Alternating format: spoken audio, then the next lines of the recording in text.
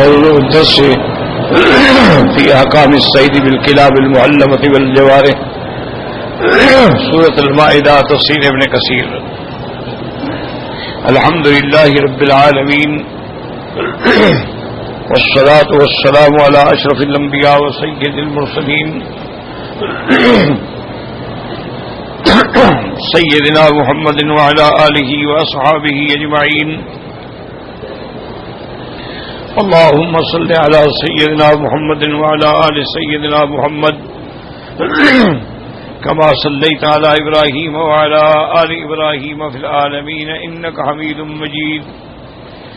أعوذ بالله من الشيطان الرجيم. بسم الله الرحمن الرحيم.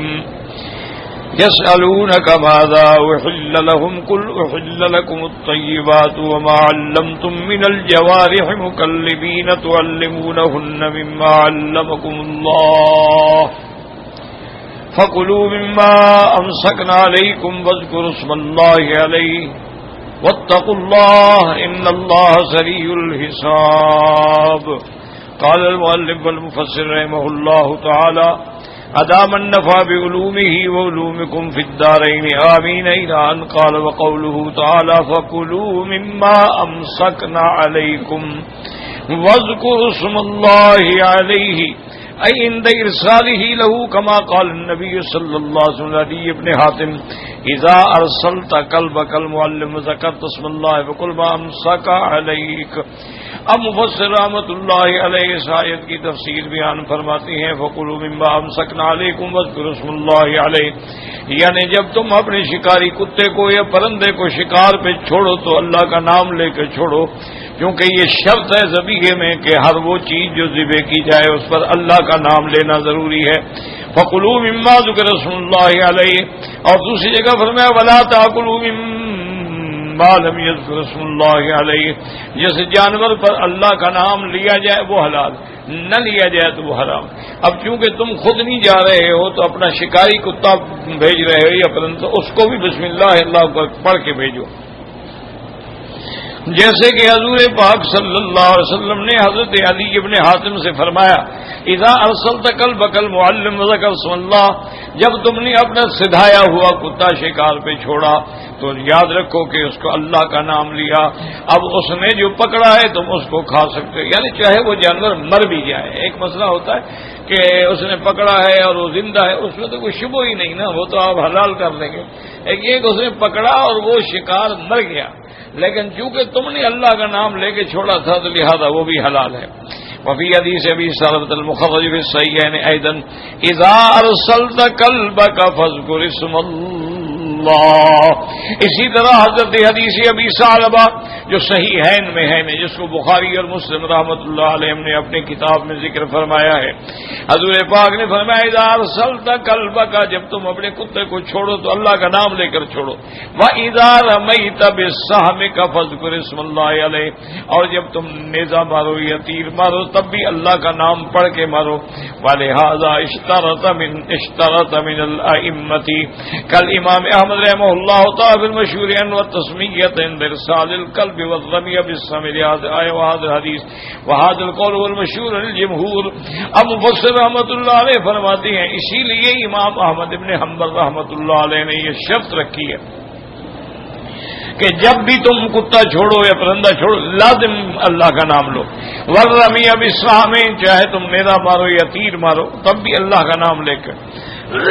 اس آیت سے اس حدیث ہے وہذا القول والمشہور الجمہور، یہی جمہور کا قول ہے کہ جب آدمی نے شکار پہ اپنا کتا چھوڑا ہے یا باز چھوڑا ہے یا شاہین ہے یا شکرا ہے یا جو بھی جانور سدھایا ہوا ہے تو اللہ کا نام لے کے چھوڑے اور وہ پکڑے، لیکن یہ بھی شرط ہے کہ تیرے لیے پکڑے، تو اس کا کھانا جو ہے بالکل حلال ہے. ان المراد بهذه الايه تسمیۃ عند الصادق ما قال سدی وغیرہ، یعنی بسم اللہ اس وقت بڑے جب چھوڑ رہا ہے. وقال علی بن ابی طالب تعالی باسن فی قولی واذکر اسم اللہ علیہ بقول اذا ارسلت جارحك فقل بسم اللہ وان نسیت فلا حرج. ایک قول حضرت ابن عباس سے یہ بھی آیا ہے کہ جب تم جانور چھوڑو تو بسم اللہ پڑھو، لیکن تم بھول گئے بسم اللہ پڑھنا تب بھی کوئی بات نہیں۔ وقال بعض الناس المراد بهذا الامر بالتسمیۃ عند الاکل، اور بعض علماء کہتی ہیں کہ اللہ کا نام لینا جو ہے اگر کھانے کے وقت میں بسم اللہ پڑھ لیا تو وہ بھی کافی ہے، کما ثبت فی الصحیحین ان رسول اللہ صلی اللہ علیہ وسلم علم ربیبہ نبی سلمہ فقال بسم اللہ وقل بیمینک وقل مما یلیک، جیسے کہ حضور پاک نے عمر ابن ابی سلمہ کو سکھایا تھا کہ جب تم نے کھانا ہو تو پہلے بسم اللہ پڑھو اور دائیں ہاتھ سے کھاؤ، اور کل مما یلیک جو برتن میں تمہارے قریب ہے اسی میں کھاؤ، یعنی کہ ادھر ادھر ہاتھ ڈالو دور دور۔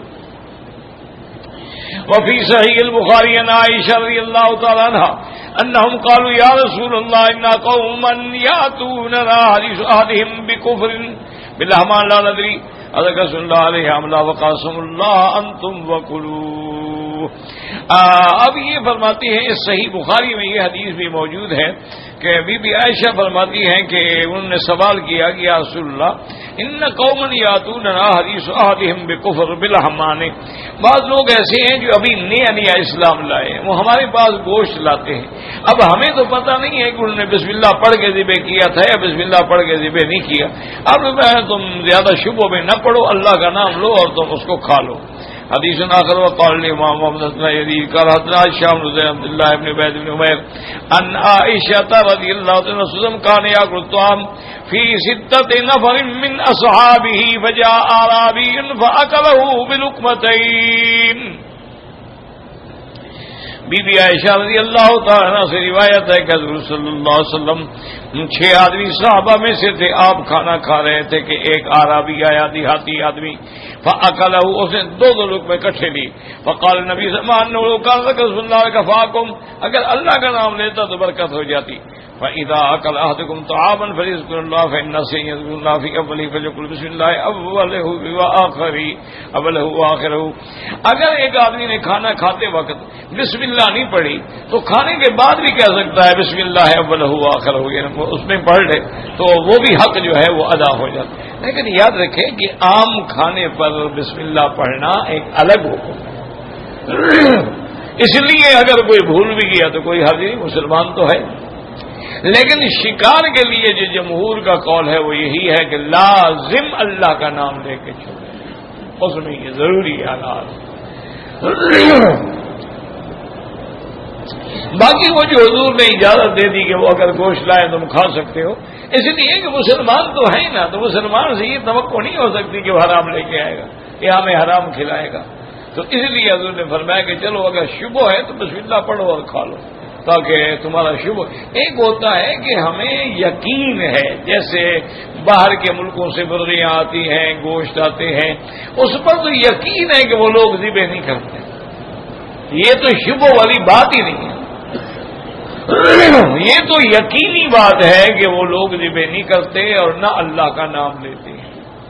اور ویسے بھی ہمیں اپنے عقل سے بھی تھوڑا سا کام لینا چاہیے۔ مثلا ایک ملک ہے وہ آپ کو ایک دن میں 1,00,000 مرغی جو ہے وہ بھیجتا ہے، اگر 1,00,000 مرغی کو ذبح کرنا ہو تو کتنا وقت لگے گا؟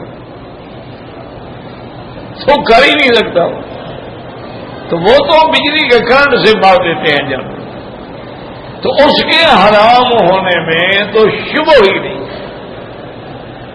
اچھا دوسرا یہ ہے کہ بھیجنے والا کافر ملک ہے، ہاں اگر کوئی اہل کتاب ہیں، یہودی ہیں، نصرانی ہیں، تو وہ چونکہ ان کے بھی عقیدے میں ہے کہ وہ جانور جب ذبح کرتے ہیں تو اللہ کا نام لیتے ہیں، بلکہ آج کل تو اس مسئلے پر یہودی جو ہے وہ بڑا متشدد ہے، یعنی وہ کبھی جانور نہیں کھاتے جب تک اللہ کا نام ذبح نہ کیے، اللہ کا نام نہ پڑھا جائے۔ اس لیے انہوں نے پوری دنیا میں اپنا زور ہے نا یہودیوں کا، انہوں نے پوری دنیا میں یہ بات بنائی ہوئی ہے کہ جہاں جہاں بڑے بڑے اسٹارٹر ہیں یا بڑے بڑے پلازے ہیں یا ایئر لائن ہیں، کھانے آتے ہیں، ان کی شرط ہوتی ہے کہ ہمارا کھانا وہ ہوگا جو ذبیحہ ہوگا، کوشر اس کو کہتے ہیں کوشر، تو وہ بغیر ذبح کے کبھی سوال ہی پیدا نہیں ہوتا۔ اور اسی طرح یا وہ کہیں گے ویجیٹیرین بھی ہمیں سبزی دیں، اگر شبہ ہے وہ نہیں کھاتے کبھی بھی۔ تو اہل کتاب کا ذبیحہ جو ہے وہ بھی جائز، اسی لیے کتابیہ سے نکاح کرنا بھی جائز ہے مسلمان مرد کے لیے، لیکن اصول یہ ہوتا ہے کہ اگر مسلمان لڑکی نہ ملے، مثلا ایک آدمی یورپ میں رہتا ہے، ایسے ملک میں رہتا ہے کہ وہاں مسلمان لوگ تھوڑے ہیں اور لڑکیاں نہیں ملتی ہیں اور اس کو اپنی جان پر زنا کا خوف ہے، تو کسی اہل کتاب لڑکی سے نکاح کر، لیکن باقاعدہ نکاح ہو، یہ نہیں ہے کہ وقت گزارے کے لیے یا کچھ دنوں کے لیے نکاح کر، نہیں، مستقل نکاح ہو، حق المہر ہو، گواہ ہوں، شہود ہوں، سب کچھ، تو اس سے بھی نکاح کرنا جائے۔ مسلمان لڑکی کا کسی اہل کتاب سے نکاح کرنا نہ جائز، اور اسی طرح اگر وہ اہل کتاب نہیں ہے، جیسے ہندو ہے، سکھ ہے، مجوس ہے، ان کی لڑکیوں سے نکاح کرنا جائز نہیں، نہ ان کی لڑکیوں سے نکاح ہو سکتا ہے۔ جب لڑکیوں سے نہیں ہو سکتا تو اسے لڑکے کا بھی نہیں ہو سکتا، تو اس لیے ہمیشہ احتیاط رکھیں۔ فرق ہے اہل کتاب میں اور غیر اہل کتاب میں۔ جو لوگ اہل کتاب ہیں ان کا ذبیحہ بھی حلال، ان کی لڑکیاں بھی حلال، اور جو لوگ اہل کتاب نہیں ہیں ان کا ذبیحہ بھی حرام اور ان کی لڑکیاں بھی حرام۔ لیکن آج کل تو ایک بہت بڑی مصیبت ہے، انا للہ و انا الیہ راجعون، خاص طور پہ ہندوستان میں بہت ساری مسلمان لڑکیوں نے ہندوؤں سے شادی کی، اور بہت ساری ہندو لڑکیوں نے مسلمانوں سے شادی کر دی۔ پتہ یہ کیسے مسلمان ہیں جو ہندو لڑکی سے شادی کر رہے ہیں، جب اللہ کے قرآن کا فیصلہ ہے وَلَا تَنكِحُوا الْمُشْرِكَاتَ حَتَّىٰ يُؤْمِنَ، کسی مشرکہ عورت سے نکاح نہیں ہو سکتا جب تک وہ ایمان نہ لے آئے۔ اسی طرح اگر کوئی بندہ ایمان والا نہیں ہے تو اس کے ساتھ بھی آدمی لڑکی کا نکاح نہیں کر سکتا۔ وَلَا عَبْدٌ مُؤْمِنٌ خَيْرٌ مِّن مُشْرِكٍ۔ اسی طرح حضور صلی اللہ علیہ وسلم کے زمانے میں جب صحابہ نے ہجرت کی مدینہ منورہ تو اللہ کے حکم اللہ نے فرما دیا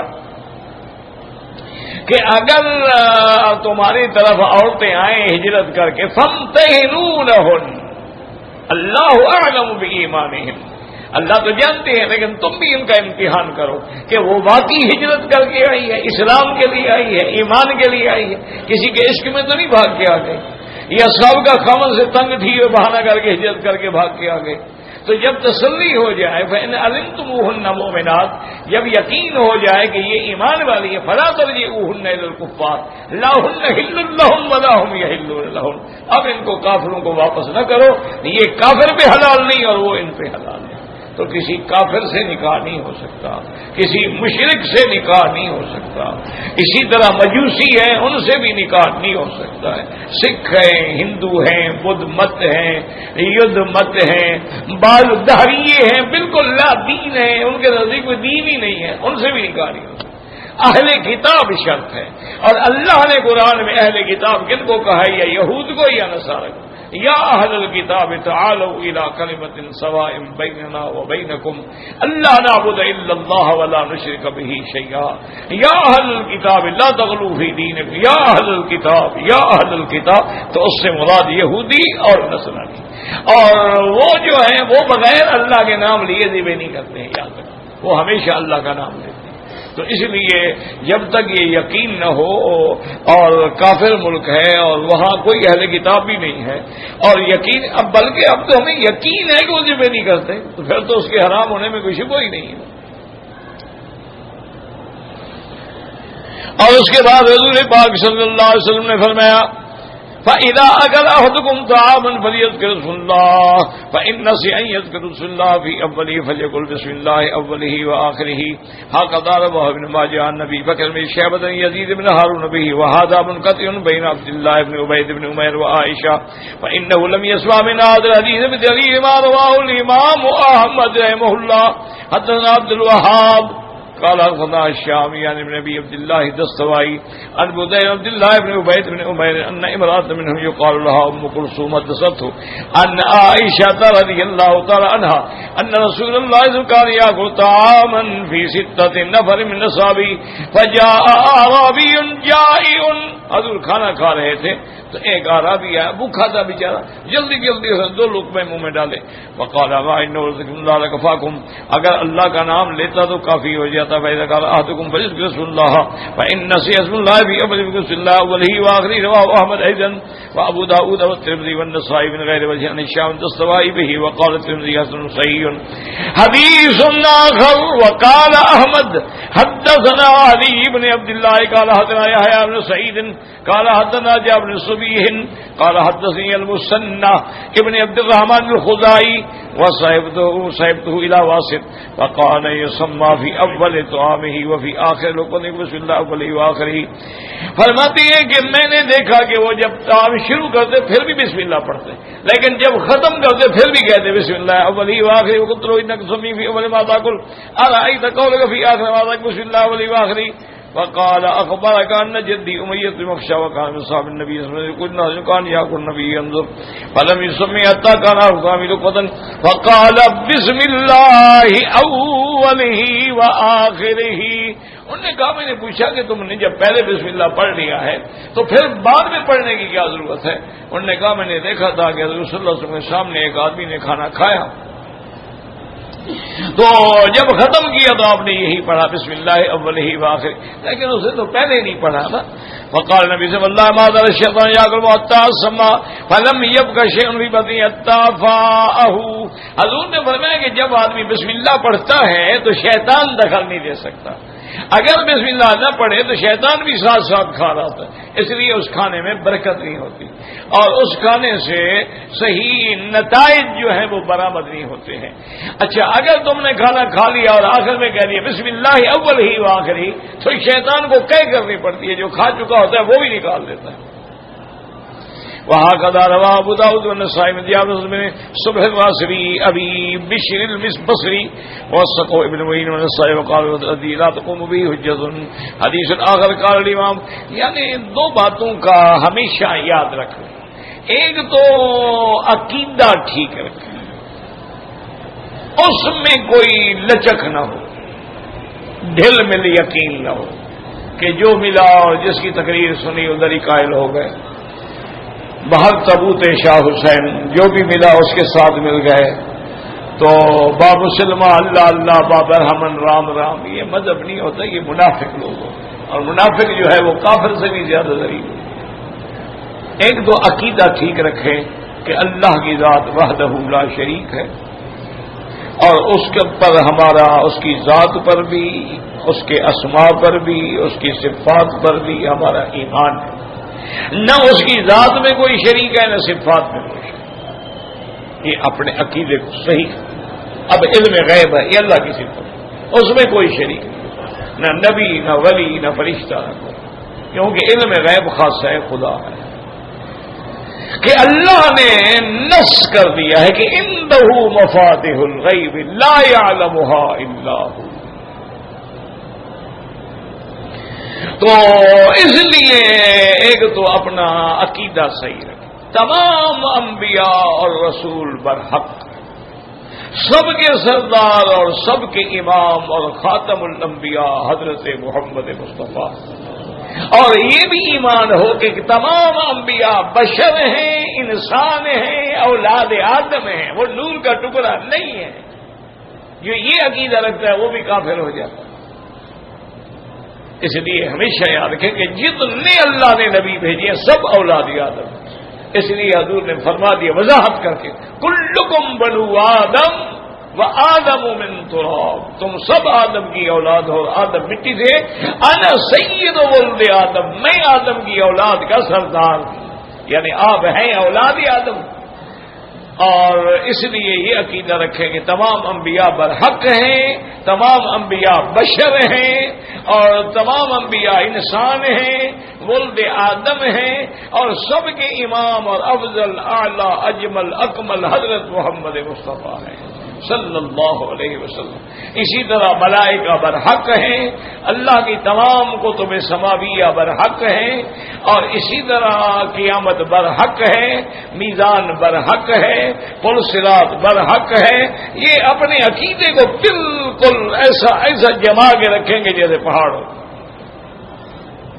اسی لیے میرے مدنی جو خود امام الانبیاء ہے، جو ساری دنیا کو ہدایت دینے کے لیے آئے ہیں، صبح جب اٹھتے آسمان کی طرف نظر فرما کے ان فی خلق السماوات والارض یہ آیت پڑھتے، اور اس کے بعد فرماتی اللہم انت الحق ووعدک الحق ولقاؤک حق والجنۃ حق والنار حق والساعۃ حق والانبیاء حق ومحمد صلی اللہ علیہ وسلم حق۔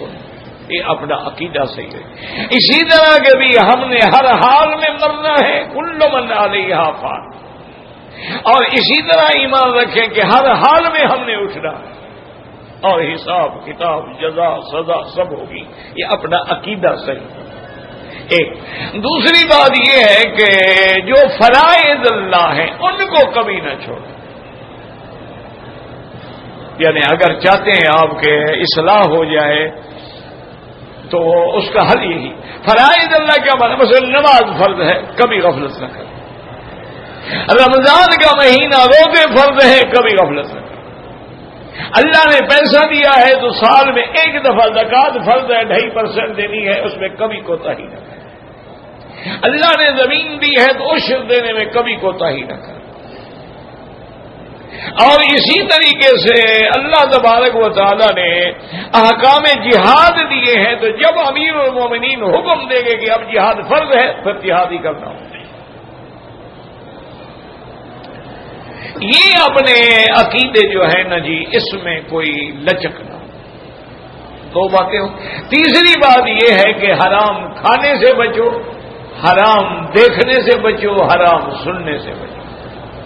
گانا سننا حرام ہے، بچو۔ جو چیزیں حرام ہیں ان کے کھانے سے بچو، خنزیر حرام ہے، غیر اللہ کے نام پر جو جانور چڑھائے جاتے ہیں، اٹے گھٹے نذرانے دیے جاتے ہیں وہ حرام ہیں، غیر اللہ کی نسبت سے جو چیزیں پکائی جاتی ہیں ان کا کھانا حرام ہے، اس سے بچیں ہر لحاظ سے۔ اچھا، کتا حرام ہے، نجس العین ہے، خنزیر حرام ہے، نجس العین ہے، ان سب حرام چیزوں سے بچیں۔ چوری کا مال حرام ہے، غصب کا مال حرام ہے، ڈاکے کا مال حرام ہے، سود کا مال حرام ہے، حرام سے بچیں۔ تو اگر صرف یہی احتیاط کر لیں، عقیدہ صحیح ہو، فرائض کی پابندی ہو اور حرام سے بچ جاؤ تو انشاءاللہ پھر تم اللہ کے ولی ہو۔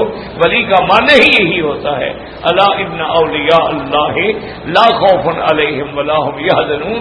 اللہ نے فرمایا جو میرے دوست ہیں ان پر نہ خوف ہے نہ غم ہے، اور وہ کون ہے میرا اللہ؟ فرمایا الذین آمنوا وکانوا یتقون۔ سب سے پہلے ایمان، اگر ان کا عقیدہ ہی ٹھیک نہیں تو وہ ولی نہیں ہو سکتا، وہ دجال ہو سکتا ہے، ولی نہیں ہو سکتا۔ اس لیے کہ علماء حضرت عبدالقادر جیلانی رحمۃ اللہ علیہ نے، حضرت بایزید بستامی رحمۃ اللہ علیہ نے، اسی طرح حضرت خواجہ نظام الدین اولیاء لکھا ہے کہ اگر آدمی ہوا میں اڑتا ہے، پانی پہ چلتا ہے، لیکن حضور کی سنت کا مخالف ہے، وہ دجال ہو سکتا ہے، وہ ولی یا پیر نہیں ہو سکتا۔ اپنے عقیدے ٹھیک رکھو، یہ نہیں دل میں یقین کہ مکے میں آیا تو حجر اسود چوم لیا، اپنے ملک میں گیا تو قبر کو چوم لیا، یہاں آیا تو کعبے کا طواف کر لیا، وہاں گیا تو قبر کا طواف کر لیا، یہاں آیا تو ملتزم پہ کھڑے ہو گئے، وہاں آئے تو داتا صاحب کی مدار پہ کھڑے ہو گئے۔ انا للہ و انا الیہ راجعون۔ اللہ کو منافق بندہ پسند نہیں ہے، ان المنافقین فی الدرک الاسفل من النار۔ اور اسی طرح فرمایا کہ مذبذبین بین ذلک لا الہ ہؤلاء ولا الہ ہؤلاء، نہ مسلمانوں میں اور نہ کافروں میں، دونوں جگہ مقبول ہوتا ہے منافق۔ اپنا عقیدہ صحیح رکھے۔ اور اسی لیے جب آدمی حرام کھانا کھا بیٹھے نا تو پھر نور ایمان میں کمی آ جاتی ہے، جب بار بار کھاتا ہے تو دل سیاہ ہو جاتا ہے، پھر بصیرت ہی نہیں رہتی، نورانیت ہی نہیں رہتی، پھر عبادت میں مزہ ہی نہیں آتا۔ نماز پڑھ رہا ہے بے جان ہے، بے روح ہے، کوئی مزہ نہیں، ذکر کر رہا ہے لطف ہی نہیں، دعا مانگ رہا ہے آنسو ہی نہیں نکلتے۔ اس لیے حضور نے ان سے پناہ مانگی ہے کہ اللہم انی اعوذ بک من علم لا ينفع، اللہ مجھے اس علم سے بھی پناہ دے جس سے لوگوں کو فائدہ نہ پہنچے۔ بڑے بڑے ہم نے علماء دیکھے، اللہ کی شان ہے، کسی کو فائدہ نہیں پہنچا، گھر بیٹھے بیٹھے فوت ہو گئے۔ انا للہ و انا الیہ راجعون۔ اللہم انی اعوذ بک من علم لا ينفع وان قلب لا یخشع، اسے دل سے بھی پناہ مانگتا ہوں جو تجھ سے ڈرتا نہیں ہے۔ وَعَن نَفْسٍ لَا تَشْبَعُ، اور اس پیٹ سے بھی پناہ مانگتا ہوں جو بھرتا ہی نہیں ہے، جو حرام ہے حلال ہے سب کھا رہا ہے۔ وَعَنْ عَيْنٍ لَا تَدْمَعُ، اللہ مجھے اس آنکھ سے بھی پناہ دے جو تیرے خوف سے آنسو نہیں بہاتی۔ وَعَنْ دَعْوَةٍ لَا يُسْمَعُ، اللہ مجھے اس دعا سے بھی پناہ دے جو تیرے ہاں قبول نہ ہو، اس بے فائدہ دعا کا کیا فائدہ۔ وَأَعُوذُ بِكَ مِنْ هَٰؤُلَاءِ الْأَرْبَعِ، یہ حضور کی دعا ہے، اللہ تبارک و تعالی رحمت فرمائے۔ تو اس لیے بزرگوں نے لکھا ہے کہ جب آدمی کے اندر لقمہ حرام چلا جاتا ہے تو نور ایمان جو ہے وہ بجھ جاتا ہے، اس کے اندر پھر وہ ایمان کی جو بصیرت ہے وہ نہیں رہتی۔ المومن ینظر بنور اللہ، اس لیے اللہ والے تو اتنا احتیاط کرتے تھے۔ حضرت لاہوری رحمۃ اللہ علیہ، میں نے زیارت کی ہے، لیکن اس وقت میں بچہ تھا اور مجھے عقل بھی کوئی اتنی نہیں تھی، زیارت کی ہے میں نے۔ تو ان کے تو باقاعدہ جب کسی جگہ جلسہ ہوتا، کوئی دعوت ہوتی، کوئی مجلس ذکر ہوتی، تو ان کی پہلی شرط یہ ہوتی تھی کہ بھائی اگر مجھے کھانا کھلانا ہے تو پھر اس عورت کا کھانا ہو جس نے کبھی نماز قضا نہ کی ہو اور بغیر وضو کے نہ پکائے، اور اگر نہیں تو پھر تکلیف کرنے کی ضرورت نہیں ہے، میں اپنا کھانا خود ساتھ لے آؤں۔ تو حضرت کھانا کیا لے جاتے تھے؟ چنے ہوتے تھے اور چھوٹی چھوٹی گڑ کی ریوڑیاں بنی ہوتی تھی، وہ ایک تھیلی تھی کپڑے کی، اس میں باندھ کے رکھتے تھے۔ جہاں تھوڑا سا طبیعت میں یقین نہ آیا وہ کھا لیا، پانی پی لیا، السلام علیکم، فلاں اسی سے گزارا۔ اتنا احتیاط۔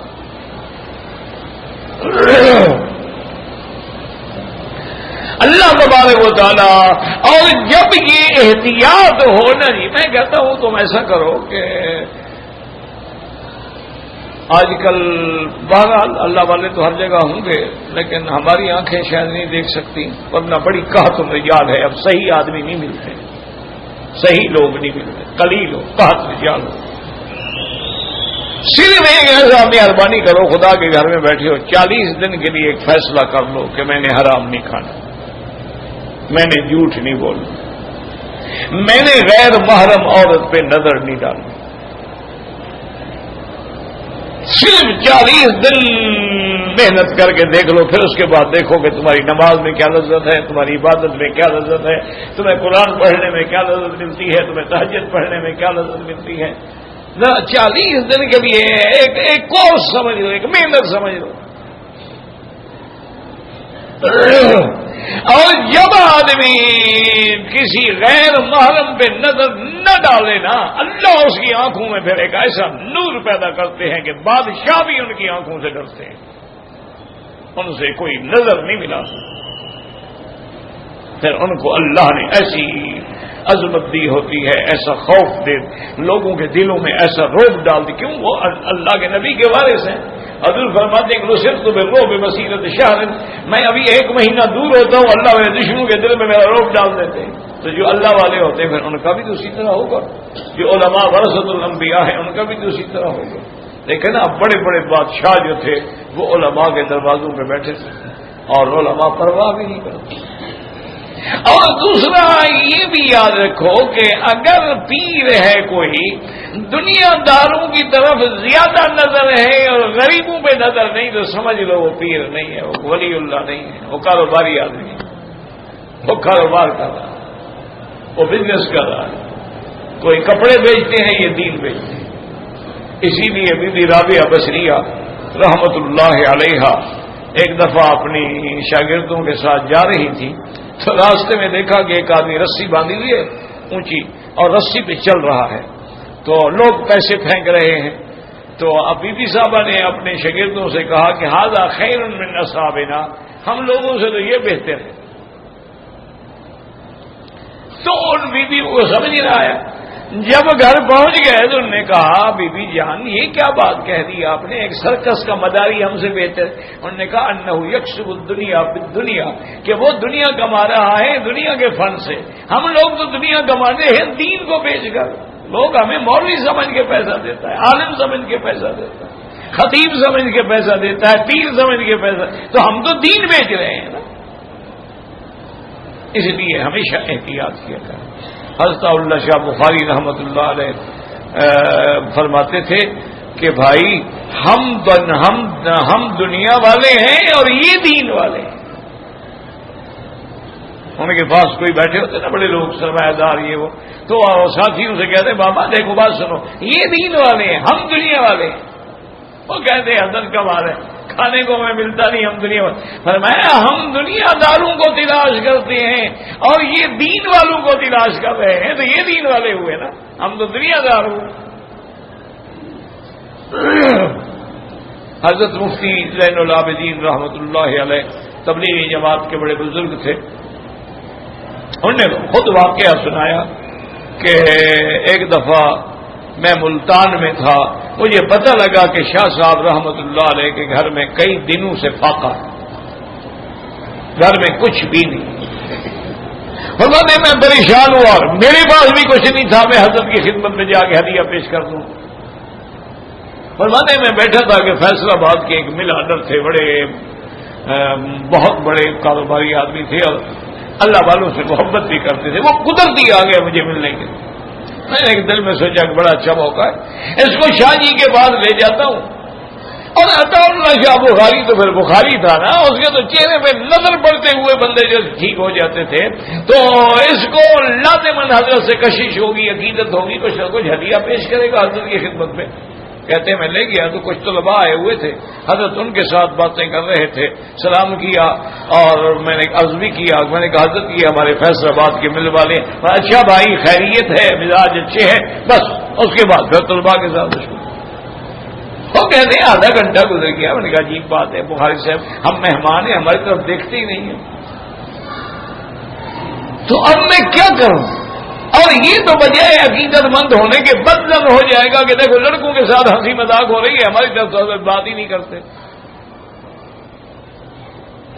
آخر میں نے تنگ ہو کے کہا، میں نے کہا شاہ جی یہ میرے دوست ہیں، فیض آباد سے آئے ہیں، مل والے ہیں، آپ کو ملنے. فرمایا مفتی صاحب جب کوئی دل والا ملے تو فقیروں کے پاس لایا کرو، مل والے کو لے جاؤ، تو مجھے ان کی کوئی ضرورت نہیں. کوئی دل والا مل جائے تو میرے پاس لے آیا کرو. تو یہ اصل باتیں ہیں. عقیدہ ٹھیک کر لو، فرائض کے پابند ہو جاؤ. یہ دیکھو نا عرب لوگ ہیں یہ کیوں کامیاب ہیں؟ عقیدے کے پہاڑ. فرض کبھی نہیں چھوڑیں گے، سنتیں پڑھے نہ پڑھیں، نفل پڑھے نہ پڑھیں، فرض نہیں چھوڑیں گے کسی حال میں. عقیدے میں ان کے کوئی لچک کمزوری نہیں ہے، سوال ہی پیدا نہیں ہوتا. 2 اور 2 4 ہیں، 5 کبھی ہو ہی نہیں سکتے. حرام یہ نہیں کھاتے. جوانی ہے، دولت ہے، پیسہ ہے، 2 شادیاں کر لیں گے، 3 کر لیں گے، 4 کر لیں گے، حرام نہیں کریں گے. اور اللہ نے دولت دی ہے جناب، جا گیا پتہ نہیں کہاں کس کس ملک سے جا کے حوریں ڈھونڈ کے لے آتے ہیں. دنیا میں انہوں نے گھر میں حوریں رکھی ہوئی ہیں، ان کو کیا ضرورت ہے نظر حرام ڈالنے کی؟ ہم تو ہر حال میں بگڑے ہوئے ہیں نا. گھر میں بھی عذاب ہے. جب آدمی کو گھر میں سکون نہ ملے تو وہ حرام کرے گا نہیں کرے گا. جب ہر وقت بیوی کاں کرتی رہے، بک بک کرتی رہے تو وہ کیا کرے گا؟ جب ہر وقت بیوی کے کپڑوں سے بھی بدبو کے بھبکے آتے ہوں وہ کیا کرے گا؟ مجھے بتاؤ. کوئی لوہے کا بنا ہوا بندہ تو نہیں ہے، کب تک صبر کرے گا؟ ہمارے ہاں تو یہی حشر ہے. نہ عورتوں کو ہوش ہے کہ حقوق خاوند کے کیا ہے، نہ حلال کا پتہ ہے، نہ غسل کا پتہ ہے، نہ جنابت سے پاک ہونے کا پتہ ہے، نہ حیض سے پاک ہونے کا پتہ ہے، نہ اپنے کپڑوں کا ہوش ہے، نہ کھانے پکانے کا ہوش ہے. اس نے کیا بسم اللہ پڑھنی ہو تو گالیاں دے رہی ہوتی ہے جو آٹا تیار کر رہی ہے. تو انشاءاللہ اندر بھی گالیاں ہی جائیں گی، بسم اللہ نہیں جائے گی. انا للہ و انا الیہ راجعون ولا نقول الا كما يحب ربنا ويرضى. شاید یہ آزمائش ہو. آزمائش تو اللہ والوں کی ہوتی ہے، ہم جیسے بگڑے دلوں کی کیا آزمائش ہوگی؟ تو وہ جو صبر کر سکتے ہوں، ہم لوگوں کو تو نہ صبر ہے اور نہ ہمت ہے. اور اس کے بعد جناب فرماتی ہے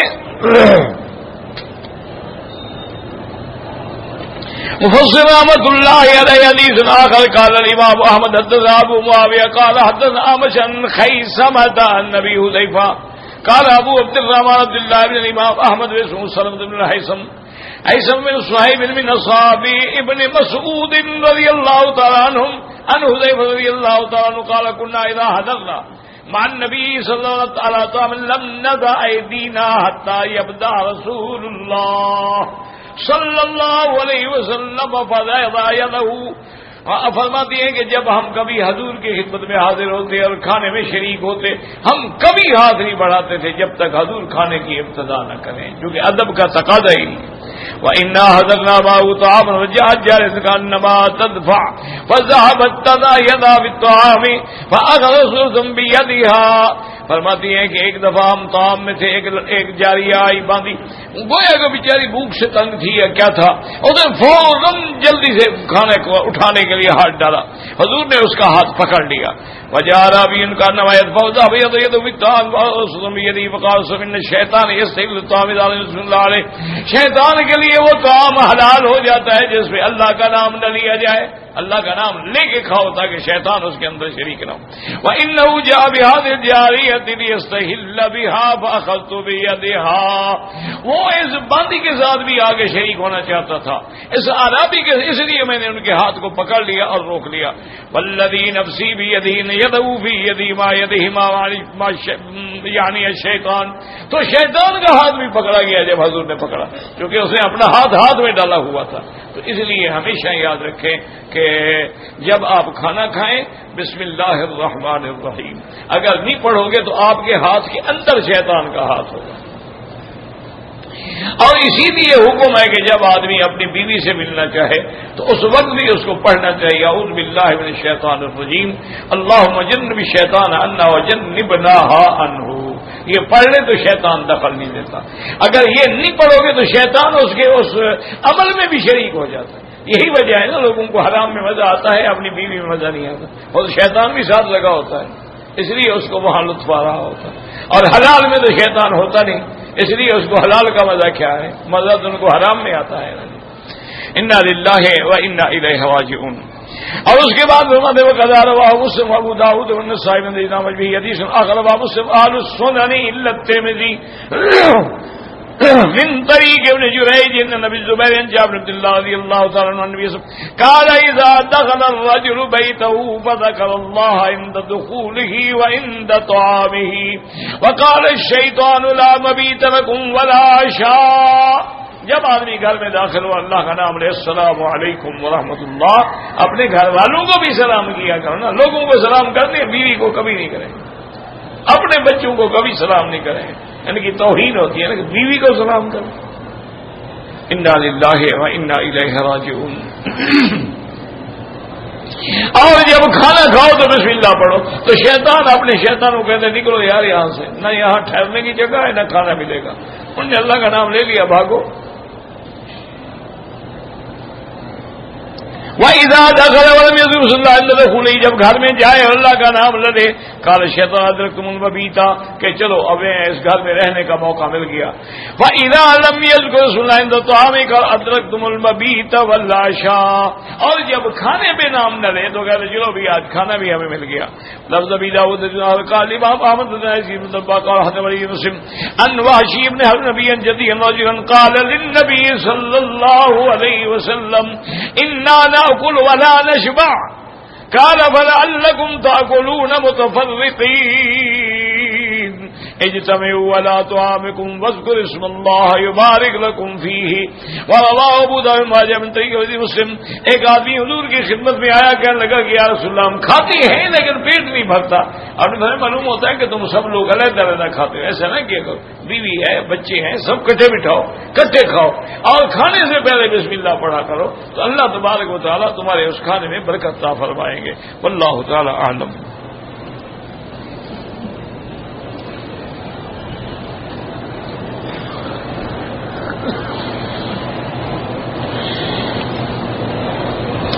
عمرے کے درمیان میں کتنا عرصہ ضروری ہے؟ کوئی پابندی روزانہ کرے، ایک دن میں 2 کر لے 3 کر لے، کوئی مسئلہ. یہ نفلی عبادت ہے، جتنا ہمت ہو کر لے، نہ ہو نہ کرے، کوئی ضروری نہیں. جیسے ایک دن میں طواف 1 کرے، ایک دن میں طواف 10 کرے، ایک دن میں 20 کرے، کوئی پابندی نہیں. یہ تو ہمت کی بات ہے، یہ نفلی عبادت ہے. جو ہمارے دن فوت ہو گئی ان کے لیے عمرہ حج طواف سب جائز ہے. نماز میں سجدے کی جگہ پہ نظر ہو، کعبہ شریف پہ نہیں. یاد رکھو نماز عبادت ہے، نماز عاجزی ہے، بندگی ہے، تذلل ہے. بندگی یہی ہوتی ہے کہ بادشاہ کی آنکھوں میں آنکھیں ڈال کے بات کرو.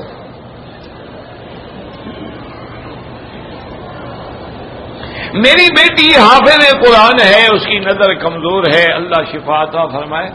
ویسے کہتی ہیں کہ اگر آدمی یہ سونف اور بادام اور مصری اس کو رکھے اور صبح روزانہ کھایا کرے تو اس سے نظر تیز ہو جاتی ہے، اللہ عالم. بہرحال بعض حکماء یہ کہتے ہیں کہ آدمی 4 بادام یا 5 یا پانی میں ڈال کے رات کو رکھ لے، صبح اس کی چھلکا جو ہے وہ اتار وہ کھا لے. اسی طریقے سے سونف جو ہے صبح صبح نہار منہ نماز کے بعد ناشتے سے پہلے منہ میں رکھ کے چباتا جائے کھاتا جائے. 15-20 دن کے اندر اندر اینک بھی اتر جاتی ہے، اللہ عالم. پتہ نہیں ہے، میں نے تجربہ نہیں کیا کیونکہ ہم مولوی کہتے ضرور ہیں کرتے نہیں.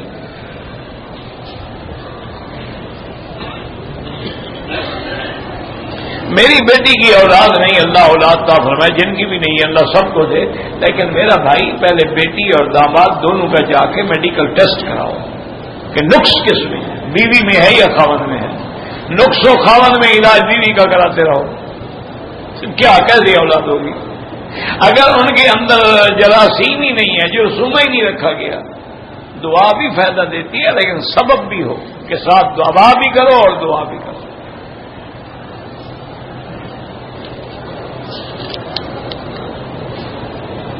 قضا نماز میں کتنی رکعت پڑھیں؟ جو قضا کی ہے وہی پڑھو. فجر قضا کی ہے 2 پڑھو گے، ظہر قضا کی ہے تو 4 پڑھو. یہ کوئی بات ہے؟ اللہ کے بندے جو نماز قضا ہوئی ہے وہی پڑھو گے. سفر میں اگر فرض ہے 4 تو 2 رکعت پڑھیں. سنتیں اور نفل معاف ہے لیکن وتر معاف نہیں ہے، وتر واجب.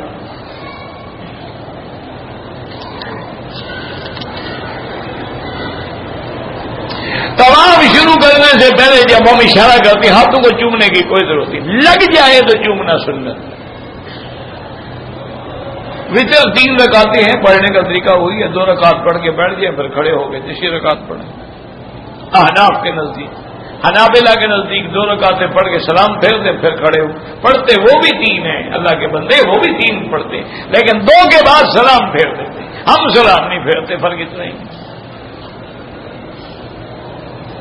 نماز جنازہ اونچی آواز سے ہم نے تو آج تک جب سے پیدا ہوئے ہیں کسی عالم کو نہیں دیکھا.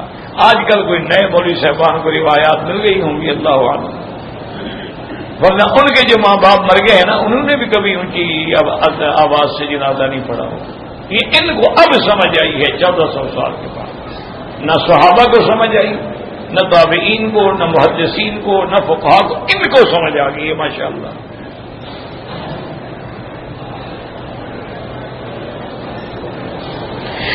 نماز شروع کرنے سے پہلے نیت نہیں کی، اللہ کے بندے یہی نیت تو ہے. یہ عشاء کے لیے بیٹھے ہیں، کوئی زبان سے کہنا ضروری نہیں. یہ نیت ہے نا، کیوں بیٹھے ہیں؟ عشاء پڑھ کے جائیں گے، وہ نیت ہو گئی. نماز جنازہ میں ایک طرف سلام پھیرے تو نماز مکمل ہو جاتی ہے، 2 طرف پھیرے تو جائز ہے. امام صاحب فرماتے ہیں 2 طرف کے جتنے کلمات زیادہ ہوں گے اجر زیادہ ہوگا.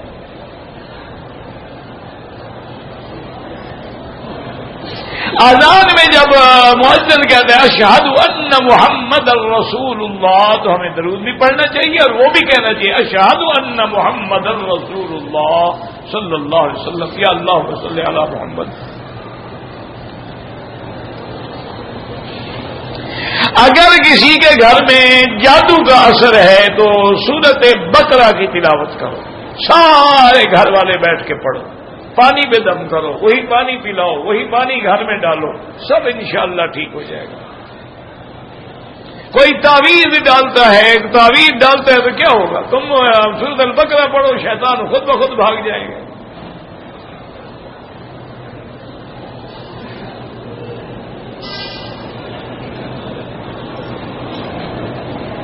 میں نے کعبے کے 7 چکر پورے کیے، صفا مروا کے 6 چکر لگائے تھے، 1 چکر باقی تھا. نماز کا ٹائم ہو گیا، نماز کے دوران میری بیوی گم ہو گئی، اس کا 1 چکر رہ گیا، کوئی حرج نہیں، عمرہ ہو گیا. خیر زیادہ چکر تو ہو گئے نا، اکثر ہو جائے تو عمرہ ہو جاتا ہے.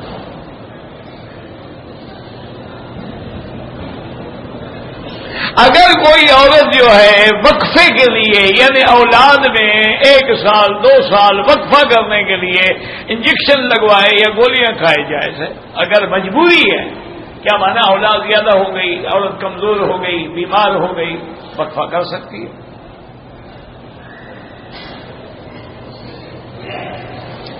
جو لوگ زندہ ہیں ان کے لیے دعا کرو، ان کے لیے عمرہ طواف کی کوئی ضرورت نہیں، ایک عمرہ ایک کے لیے، ایک حج ایک کے لیے۔ اگر ایک عورت کو حیض آ گیا، وہ حرم میں داخل ہی نہیں ہو سکتی، اللہ تمہارے ملک میں مسجد میں جاتی ہے حیض والی عورت، تو اللہ کی مسجد نہیں ہے تو اس سے بھی کم درجے کی ہے۔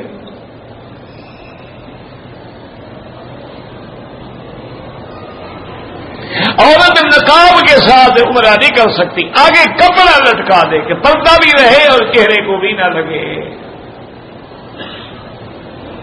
اگر طواف کے دوران وضو ٹوٹ گیا دوبارہ وضو کرے، اگر 3 سے زیادہ چکر ہو چکے تھے تو جہاں چھوڑا ہے وہاں شروع کرے، اگر 1 یا 2 چکر تھے تو ابتدا سے شروع کرے۔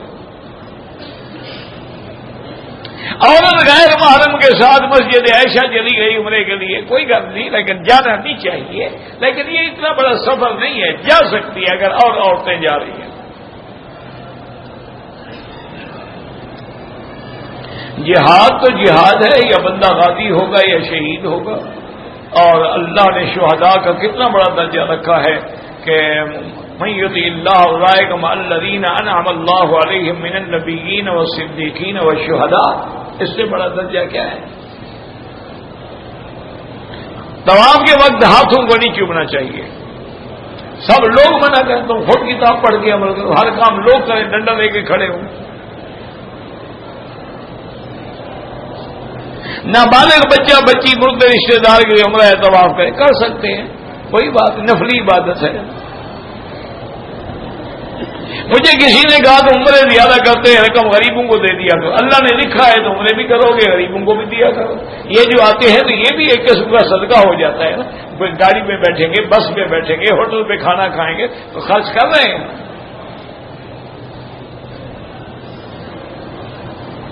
ماں بہن کو زکوٰۃ نہیں دی جاتی، ان کو بغیر زکوٰۃ کے پیسے دیا کرو، بہن کو دے سکتے ہو، ماں کو نہیں۔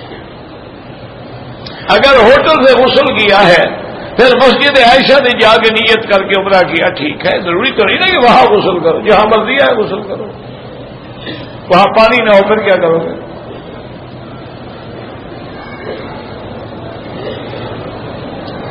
اگر مکے میں رہتے ہوئے دوسرا عمرہ کریں تو جیرانہ سے کریں یا مسجد عائشہ سے کریں۔ حجر اسود کے علاوہ کسی جگہ بھی چومنا جائز نہیں، مزار بنانا بالکل ناجائز ہے، ایک بالشت کے برابر اونچی ہو قبر، بس لوگوں کو پتہ لگے کہ ایک قبر ہے۔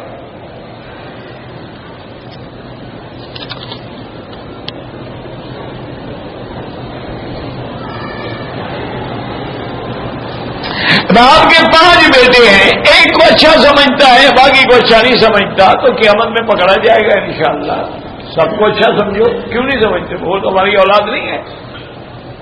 ہاں یہ الگ بات ہوتی ہے، ایک بیٹا زیادہ فرما بردار ہے، زیادہ مطیع ہے، کچھ نافرمان ہے، لیکن اولاد ہے، ان کو دینا سب کو برابر پڑے گا، میراث میں بھی وہ سب کے سب برابر کے حصے دار ہیں۔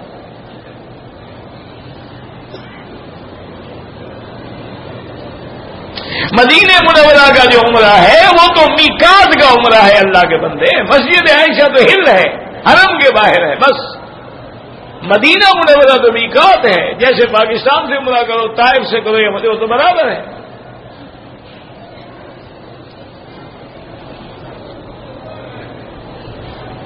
طواف کے دوران وضو ٹوٹ جائے چھوڑ دو، وضو کرو پھر طواف شروع کرو۔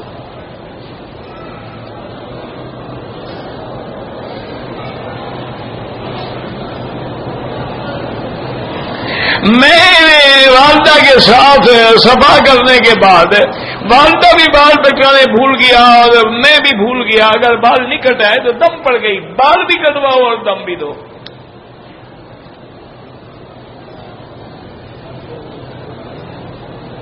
میں نے حج کیا اور حج کی بکری نہیں دی، مجھے کیا پتا کون سا حج تھا، اگر تمتع اور قران تھا اور پھر بھی بکری نہیں دی تو ایک بکری وہ ہو گئی، ایک دم کی ہو گئی۔ اگر حج افراد تھا تو بکری دینا ضروری نہیں ہے۔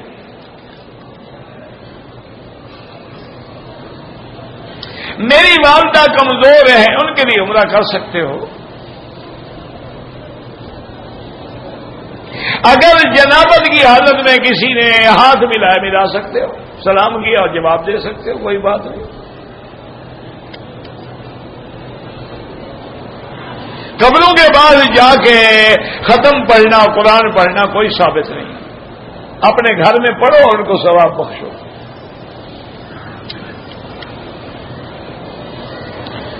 مسلک دیوبند بالکل اہل سنت والجماعت ہیں۔ عمرے کے دوران طواف میں کندھا نکالنا ہے، بس صفا مروہ میں نہیں۔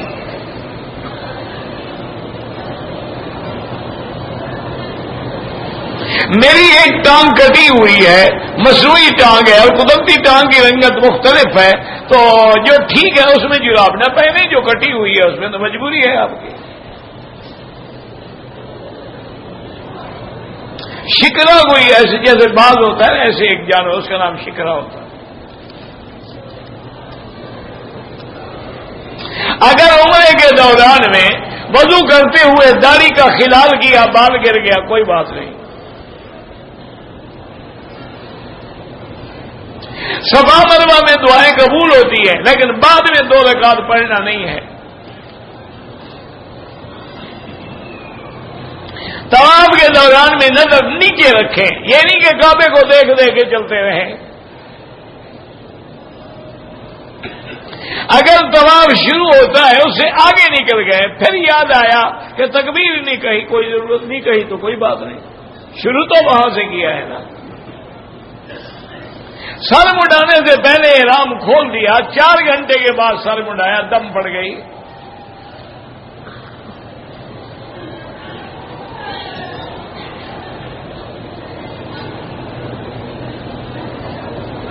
والدہ گم ہو گئی جس کی وجہ سے میں بھابھی سخت الفاظ استعمال، توبہ کرو، استغفار کرو۔ ایک وہ گم ہو گئی، ایک تم بھی لڑو، یہ اچھی بات ہے بھائی۔ بیٹا ہو تو ایسا ہو نا باحیا کہ وہ وہاں گم ہو گئی ہے، وہ پریشان ہے، الٹا گالیاں دے رہا ہے۔ انا للہ و انا الیہ۔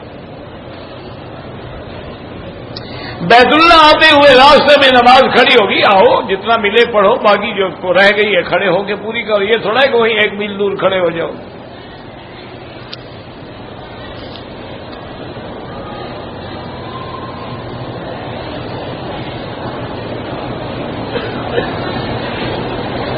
ہم نے اسلام آباد سے احرام باندھا، 2 رکعت پڑھی، نیت کر لی، جہاز خراب ہو گیا، 2 دن ہوٹل میں رہے، احرام کھول دیا، ایک بکری دم پڑ گئی۔ یہ بچوں کا کھیل ہے، جب چاہو باندھ لو، جب چاہو کھول دو۔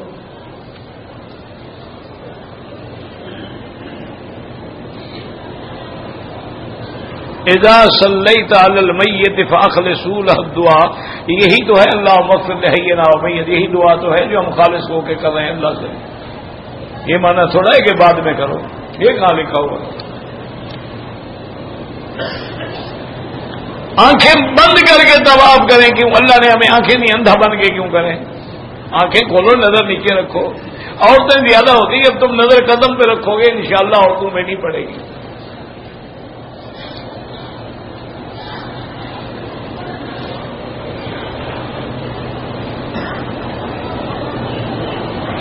میں عید الاضحیٰ سے 2 ہفتے پہلے سعودی عرب آیا کام کے لیے، حج نہیں کر سکا۔ عید کے بعد میں نے عمرہ کیا، عید کے دوسرے دن عمرے کی نیت سے احرام باندھا۔ 9 ذی الحجہ سے 13 ذی الحجہ تک احرام ہو ہی نہیں سکتا، عمرہ ہو ہی نہیں سکتا۔ 8 ذی الحجہ سے عمرے کے بعد سر پہ استرا پھروانے کے لیے خوشبو والا صابن یا شیمپو استعمال نہ کریں، پانی لگائیں یا سادہ صابن لگائیں۔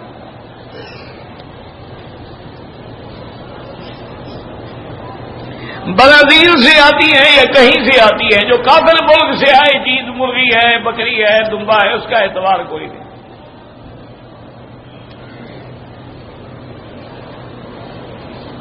اگر ہم 2 آدمیوں نے عمرہ کیا ہے طواف کر لیا، صفا مروہ دوڑ لیا، ایک دوسرے کے بال کاٹیں جائز ہے۔ حتیم میں بھی عصر کے بعد نفل نہیں پڑے جاتے، نفل تو مغرب کے بعد پڑے جاتے ہیں۔ مسجد عائشہ بھی عمرے کی حیثیت عمرہ ہے، اور کیا حیثیت ہے؟ جیلانہ سے کریں یا مسجد عائشہ سے کریں۔ عصر کی نماز اور مغرب کی درمیان نفل پڑھتے ہیں، یہ مستحب ہے، کوئی پڑھے پڑھے نہ پڑھے نہ پڑھے، ضروری بھی نہیں ہے۔ اذان سے پہلے ہمارے ملک میں جو درود شریف پڑھتے ہیں صلاۃ والسلام، وہ بدعت ہے۔ زمزم کے پانی میں چائے بنائے، اگر اور پانی نہیں ملتا تو بنا سکتے ہو، کوئی بات نہیں۔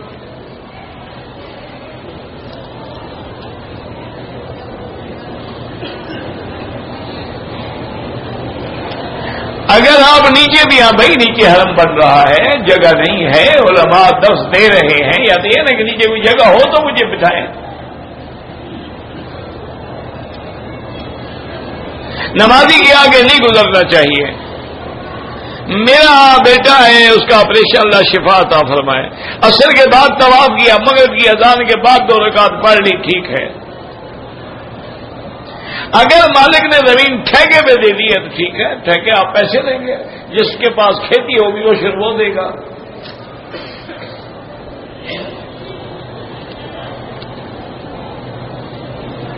نماز با جماعت کی اہمیت، فضیلت پتہ نہیں کیا۔ میرا ایک رشتہ دار ہے جو شراب کا کام کرتا ہے، ایسے لوگوں کے گھر میں کھانا نہ کھائیں۔ وہ کھانا کھانا حلال ہے، لیکن پھر اس کو تو تائید ملے گی نا کہ میں برا کام کروں، پھر بھی یہ لوگ مجھے ملنے آتے ہیں، ملتے ہیں، اس سے نفرت کرو گے تو اس کو کوئی حیا آئے گی۔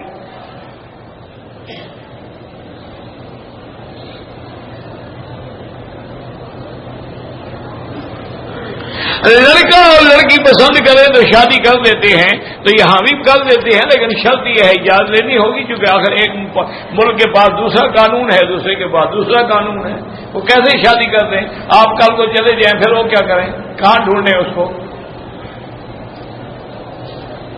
یہ تو قوانین کا احترام تو کرنا پڑے گا۔ اطیعوا اللہ اطیعوا الرسول اولی الامر۔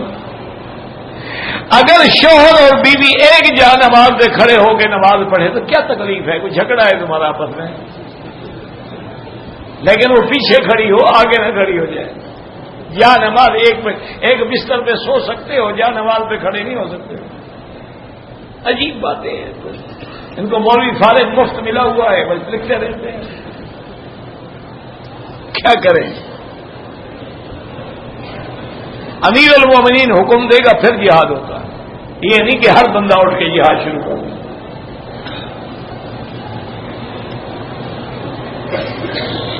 طواف کے 4 چکر لگائے کہ نماز کھڑی ہو، اب نماز پڑھے، پھر وہیں سے شروع کریں جہاں چھوڑا تھا۔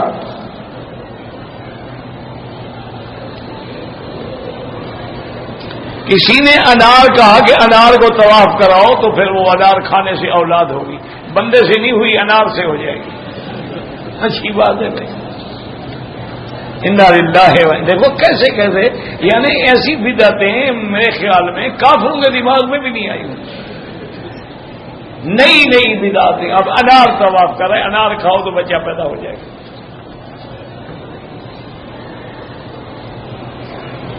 اگر صفا کا دوڑتے ہوئے 1.5 چکر کے بعد شوگر کی وجہ سے پیشاب کیا تو جائے پیشاب کرے، وضو کرے، پھر آگے شروع کرے، وہی جہاں چھوڑا ہے وہیں سے شروع کرے۔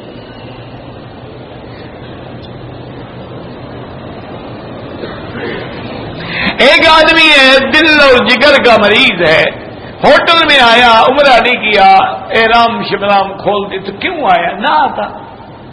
اگر آیا ہے تو اب عمرہ بھی کرنا پڑے گا، دم بھی دینی پڑے گی، ویل چیئر پہ عمرہ کراؤ اس کو۔ ایک آدمی بیمار ہے، مریض ہے، اس کو سفر نہیں کرنا چاہیے۔